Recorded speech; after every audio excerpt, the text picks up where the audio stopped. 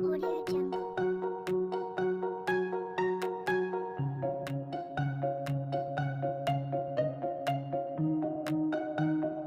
Audio Jungle.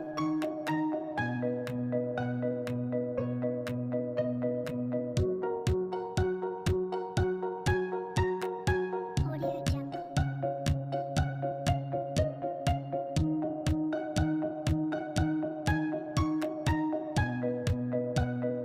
Audio Jungle. Warahmatullahi wabarakatuh. Kami dari kelompok 4 Hukum Regulasi dan Bisnis. Perkenalkan, nama saya Tika Sulastri dari jurusan Akuntansi S1 kelas 002 SAKE 003 Fakultas Ekonomi semester 2. Di sini saya akan menjelaskan mengenai waralaba dan franchise. Yang pertama adalah waralaba. Itu sendiri yaitu sistem pemasaran barang, jasa, atau teknologi yang didasarkan pada kerjasama tertutup dan dilaksanakan secara terus-menerus antara pelaku-pelaku independen dan terpisah baik secara hukum maupun keuangan, di mana pemilik waralaba itu sendiri memberikan hak kepada para individualis franchise dan membebankan kewajiban untuk melaksanakan bisnisnya sesuai dengan konsep dari pemilik waralaba. Yang kedua yaitu franchise, lisensi dari pemilik merek dagangan atau nama dagangan yang mengizinkan orang lain untuk menjual produk atau jasa layanan di bawah nama merek tersebut. Atau dengan kata lain, franchise sendiri bisa dibilang hak istimewa untuk menggunakan nama atau untuk menjual produk atau jasa layanan. Itu saja pengertian singkat mengenai waralaba dan franchise dari saya. Untuk materi selanjutnya akan disambung oleh rekan saya yaitu Kak Sela. Halo teman-teman, di sini saya akan menjelaskan tentang karakteristik yuridis dari franchise. Yang pertama, ada 3 unsur dasar sebagai karakteristik franchise. 1. Adanya pihak yang mempunyai bisnis franchise yang biasa disebut franchiser. Yang kedua, adanya pihak yang menjalankan bisnis franchise yang biasa disebut franchisee. Yang ketiga, adanya franchise itu sendiri. Yang kedua, produk bisnisnya unik. Maksudnya adalah produk bisnis dengan barang atau jasa yang tidak dimiliki oleh orang lain dan belum beredar di pasaran selain dari franchiser itu sendiri. Dan yang lebih pentingnya lagi, produk bisnisnya itu tidak mudah ditiru, tetapi juga mempunyai pasar yang baik. Yang ketiga, konsep bisnisnya total. Franchise merupakan konsep bisnis total enggan penekanan pada bidang pemasaran. Karena itu, konsep franchise tidak jauh bergerak dari konsep 4P, yaitu product, price, place, sama promotion. Yang keempat adalah franchisee memakai atau menjual produk. Adalah hak untuk franchisee untuk menggunakan atau menjual franchise kepada pihak lain yang biasa disebut sub-franchisee. Yang kelima, franchiser juga menerima fee atau royalti sebagai imbalan. Maka pihak franchiser berhak untuk memperoleh fee dalam berbagai bentuk dan royalti atas franchise yang diberikannya kepada franchisee. Yang keenam, adanya pelatihan manajemen dan skill khusus. Yang ketujuh, pendaftaran merek dagang, paten, dan hak cipta. Yang kedelapan, bantuan pendanaan dari pihak franchiser. Yang kesembilan adalah pembelian produk langsung dari franchiser. Yang kesepuluh, bantuan promosi dan periklanan dari franchiser.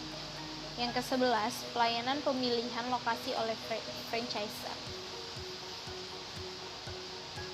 Dan yang ke-12, daerah pemasaran yang eksklusif. Yang ke-13, pengendalian atau penyeragaman mutu. Yang ke-14, mengandung unsur merek dan sistem bisnis. Berikut adalah elemen-elemen pokok yang terkandung dalam franchise. Yang pertama, franchiser yaitu pihak pemilik atau produsen dari barang atau jasa yang memiliki merek tertentu serta memberikan atau melisensikan hak eksklusif tertentu dari pemasaran barang atau jasa. Yang kedua, franchisee yaitu pihak yang menerima hak eksklusif dari franchiser.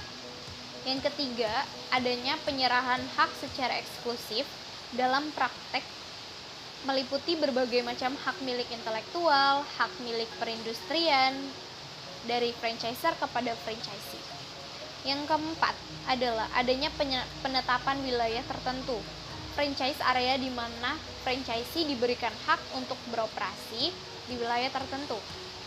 Kelima, adanya imbal prestasi dari franchisee kepada franchisor yang berupa initial fee atau royalti serta biaya-biaya lain yang disepakati oleh kedua belah pihak. Yang keenam adalah adanya standar mutu yang ditetapkan oleh franchisor bagi franchisee serta supervisi secara berkala dalam rangka mempertahankan mutu. Yang ketujuh adalah adanya pelatihan awal. Pelatihan yang berkesinambungan dengan yang diselenggarakan oleh franchisor guna peningkatan keterampilan.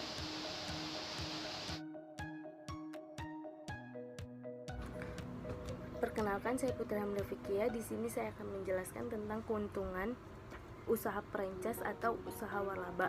Yang pertama, manajemen bisnis yang bagus. Maksudnya manajemen bisnis yang bagus itu adalah kita sudah tinggal menjalankan bisnis, karena bisnis waralaba itu sudah teruji dan sudah terlatih dengan baik. Yang kedua, tidak perlu membangun dari awal.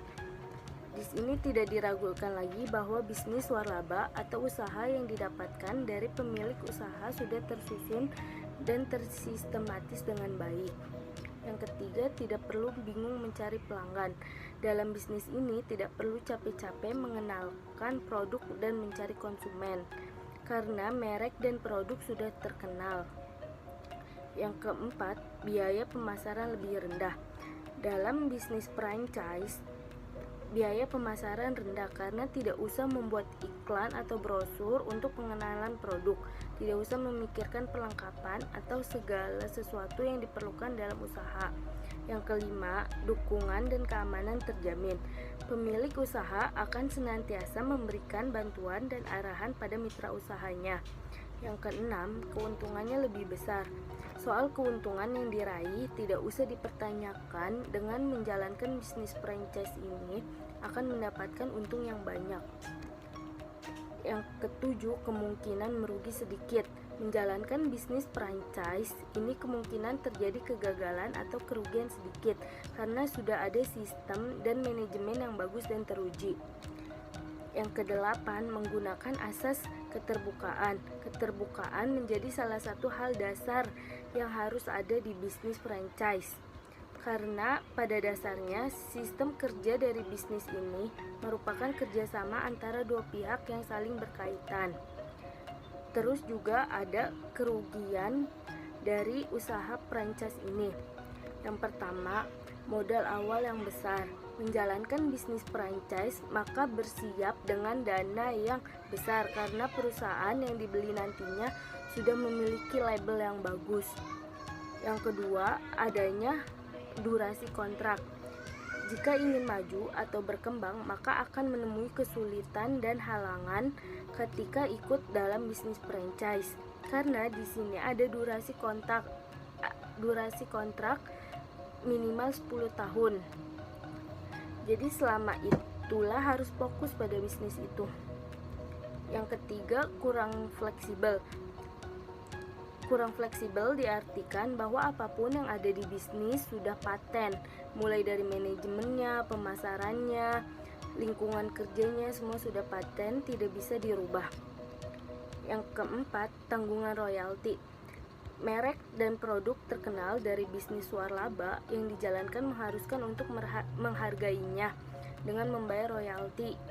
Royalti dibayarkan setiap tahunnya. Yang keenam, kemungkinan terjadi konflik yang besar.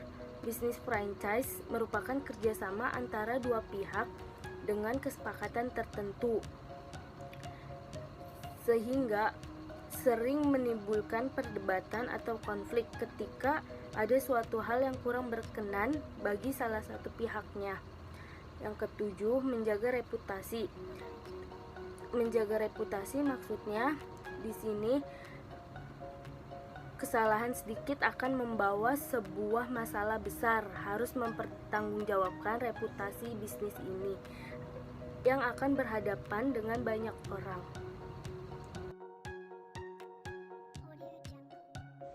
Waralaba menurut IFA, dalam International Franchise Association, terdapat 4 jenis waralaba yang pada umumnya digunakan di Amerika Serikat. Yang pertama yaitu adalah product franchise. Dalam jenis waralaba ini, umumnya produsen memiliki hak dalam mengontrol secara penuh mengenai detail yang mendistribusikan produknya di dalam perjanjian atau kontrak yang telah disepakati oleh kedua belah pihak. Nah, berisi persetujuan bahwa produsen memperbolehkan pemilik toko untuk dapat menggunakan merek dan hak ciptanya. Pemilik toko memiliki kewajiban yaitu membayar dengan sejumlah uang agar dapat memperoleh hak tersebut. Atau dengan kata lain adalah agar dapat membeli sejumlah produk yang menjadi kualifikasi waralabanya tersebut. Nah, contohnya itu yaitu dari jenis waralaba ini seperti sebuah toko komputer dan pemilik toko tersebut menjual printer bermerek HP. Dari hasil penjualan tersebut biasanya produsen juga memperoleh keuntungan yang lebih besar dibandingkan dengan penjualnya. Nah, untuk jenis yang kedua yaitu manufacturing franchise.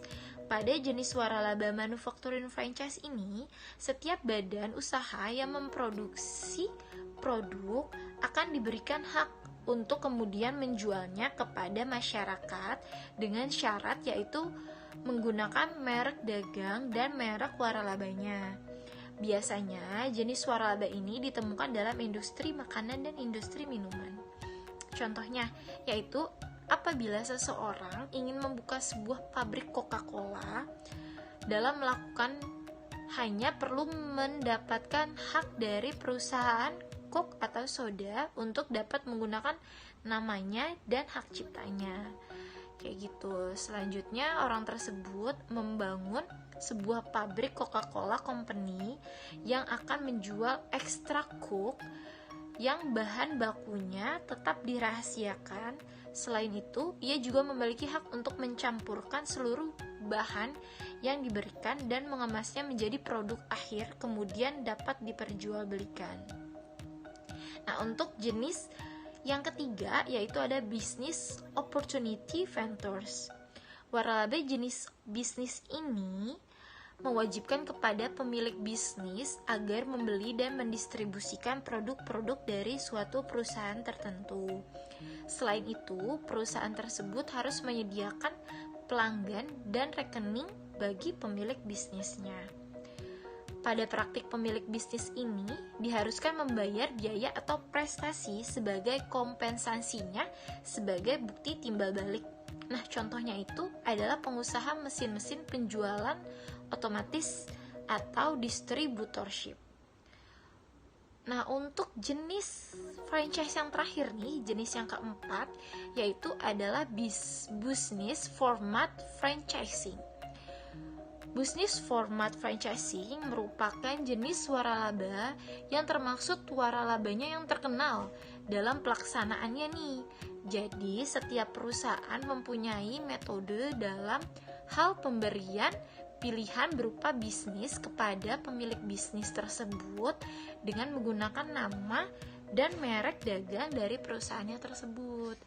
Biasanya, perusahaan akan menyediakan beberapa bantuan kepada pemilik bisnis dan dengan membayar biaya atau royalti. Namun terkadang perusahaan juga mewajibkan pemilik bisnis agar membeli atau membeli persediaan dari perusahaannya. Dalam waralaba jenis ini memberlakukan integrasi bisnis yang lebih menyeluruh dan lengkap dalam mendistribusikan produk dan jasa franchisornya. Dilakukan oleh franchise di bawah hak cipta pihak franchisor sekaligus penerapan format dan prosedur yang telah diberlakukan oleh franchisor dalam bisnis tertentu. Berikut ini merupakan syarat-syarat ketentuan dalam menjalankan bisnis yang tercantum dalam sebuah perjanjian yang mengikat secara hukum, yaitu pertama nama franchisornya, produk dan jasa, yang ketiga prosedur, yang keempat ada panduan dan standar operasional prosedur atau yang bisa kita sebut dengan SOP, kemudian ada sistem pemasaran, dan yang terakhir adalah fasilitas pendukung. Nah, untuk contoh franchise yang format terakhir ini yaitu biasanya sering kita temukan di lingkungan sekitar kita karena dia memang banyak sih franchise yang menggunakan ini, yaitu seperti McDonald, Starbucks, kemudian Dunkin Donut, dan ada KFC juga. Nah, setelah itu untuk waralaba dia juga menggunakan konsep bisnis total. Franchise merupakan konsep bisnis total dengan penekanan pada bidang pemasaran. Karena itu, konsep franchise tidak jauh bergerak dari konsep P4, yaitu yang pertama adalah satu produk nih. Nah, kemudian yang kedua price untuk harganya. Yang ketiga place untuk tempatnya, dan yang terakhir keempat adalah promotion. Gimana cara kita untuk mempromosikannya tersebut? Halo teman-teman, perkenalkan saya Haji Bowo. Saya dari kelas 01 sampai 003, Fakultas Ekonomi jurusan Akuntansi 1. Di sini saya akan menjelaskan sedikit tentang materi waralaba, yaitu tentang biaya-biaya dalam transaksi franchise.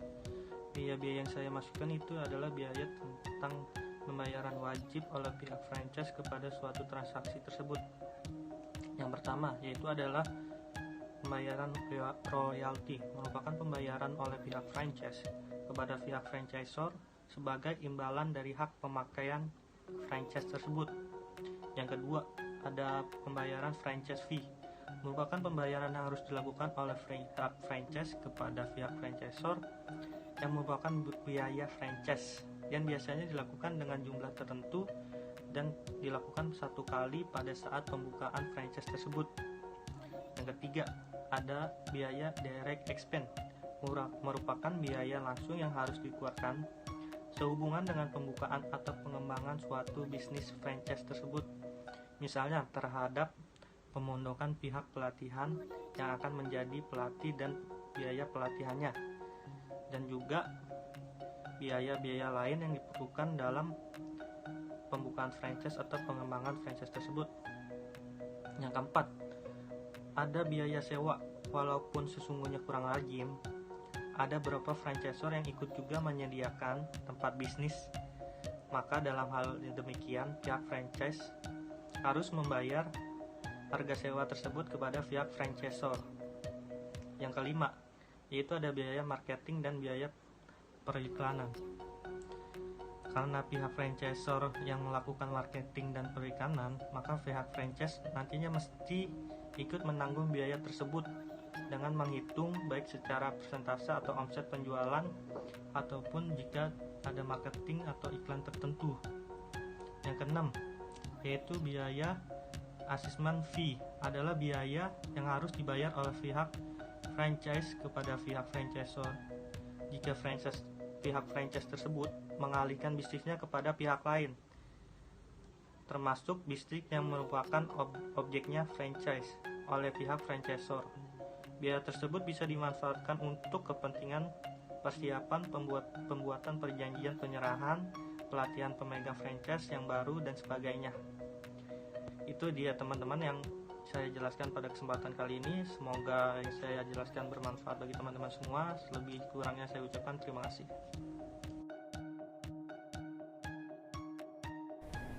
Assalamualaikum warahmatullahi wabarakatuh. Perkenalkan saya Tika Amelia. Terkait ketentuan hukum dasar suatu franchise atau waralaba, Undang-Undang KUHP tidak menetapkan perjanjian franchise secara nama langsung. Oleh karena itu, hukum perjanjian suatu kontrak franchise pada umumnya sebagai bagian umum terkait untuk pengaturan suatu perjanjian yang terdapat dalam pasal 1233 sampai dengan 1456 KUHP Perdata. Misalnya mengatur terkait untuk syarat syahnya suatu perjanjian, penafsiran perjanjian, serta penghapusan suatu perjanjian dan sebagainya. Jungle.